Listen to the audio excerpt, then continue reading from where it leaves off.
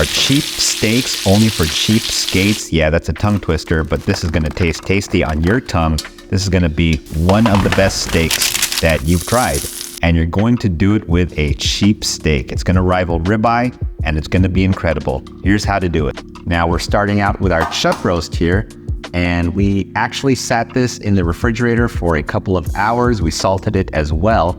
So now we are actually ready to cook it. So I have a freezer style zip top bag, and I'm going to go ahead and stuff that in there the best that I can. I'm also going to squeeze out as much of that air as I can. Yeah, that's looking okay, but we're actually not done. We're gonna stuff that into another zip top bag, and we're doing that because we are cooking this sous vide. Now you could try to cook this if you have a fancy oven that goes ultra low temperature, but I don't have fancy anything. So here we go. We're gonna cook it sous vide. I'm covering this pot in plastic wrap so that none of the water evaporates, because this is going to be a 24-hour cook, and you're just gonna let that cook, well, pretty much one day. And the next day, you're gonna take that wrap off, and you're gonna get rid of that weight, take out the sous vide circulator, and get your meat out. Now I'm going to go ahead and grab a rack and place that on top of a pan along with some paper towels, not sponsored by Bounty. We're gonna dry that as much as we can on both sides, get it all nice and padded dry. And we're gonna set that into the refrigerator for about 2 hours to dry out some more. But let's make a side dish. Here I'm boiling some water, and I'm going to place a couple of mini potatoes in there, and I'm gonna boil those for about 25 minutes. And when that time is up, you're gonna evacuate those potatoes out of that hot water and into a large bowl. And once you have them in your bowl, you're just gonna go ahead and set those aside, but do preheat your oven to 390 degrees like I'm doing here. Get a large sheet pan tray thing and place all your potatoes on there nice and evenly. Go ahead and pat them dry as well if you need to, and then mash them flat. Yeah, that's how we want them to look. These are going to be some crispy smashed potatoes. Almost a tongue twister there. Going to also brush some butter on there and drizzle a little bit of olive oil as well. Gonna add some salt also, black pepper, and some Italian seasoning. Now we're gonna stick those into the oven. After several minutes, place a cutting board on your counter, and wow, those things are looking beautiful and crispy and nice and sizzling. And one is missing because I ate it. I was hungry.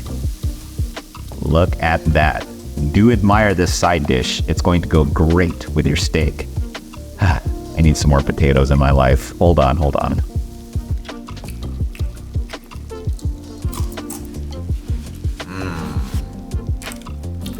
Potato. Okay, let's get to our steak. Now we have it out of the fridge. It's nice and dried out. So the next thing we need to do to this guy is cook it up. So get a flame as high as possible. It's gonna smoke up your kitchen, so you better turn on your fans as well. Get your pan oiled up. Get your steak nice and peppered up, and then place it into your ripping hot pan. It's gonna be face down, and we want that steak to cook as much as possible. We're gonna press down too so we can get maximum sear on that other side. Then take some butter, and we are going to take about 4 tablespoons of that butter and place that into the pan as well, because we want this steak to be nice and buttery, along with some rosemary. After a few minutes, give it a flip, press it down some more, baste it with butter using the rosemary. That's gonna maximize the flavor of this steak. And then when you're ready, go ahead and evacuate that steak from the pan and place it onto the rack along with that rosemary to look fancy for a bit, and pour on some of that good stuff. That's gonna make the steak even better. So this is the purge. These are the meat juices that result from sous videing. You could make a sauce. You don't have to. I might. And guess what? I did make a sauce. Place that in your hot pan and cook that down until it's nice and thick like this. It's just gonna be a nice little dipping sauce for our steak. Get a pan and place our finished steak onto the cutting board, not pan, and slice into it. And wow, enjoy the inside of that steak. I mean, come on, it's great, it's steak, and you're gonna eat it. Slice yourself a piece, and ooh, tender, and delicious, and juicy. And hey, so let's go ahead and give this all a taste. I got my little pan sauce, and got all those lovely potatoes as well. So I guess all that's left now is to prove that this steak is no longer tough, but extremely edible.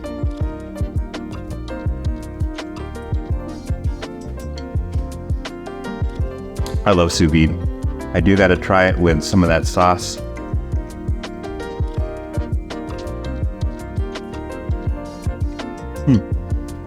In the words of one of my friends, you serious? Okay, now I'm really curious about these potatoes.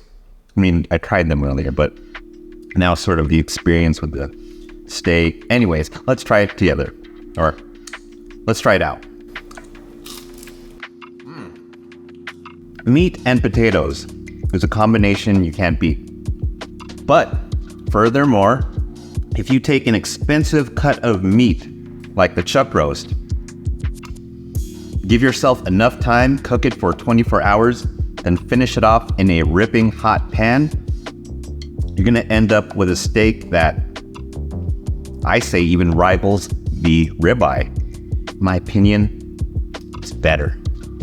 Love this stuff. Sous vide and steak were made for each other. You need to give this a try. But until next time, YFP out. You know what they say about a clean kitchen? Clean kitchen is next to Emeril Lagasse's house. People still know who Emeril Lagasse is? Well, I do. If you're watching this, Emeril, bam!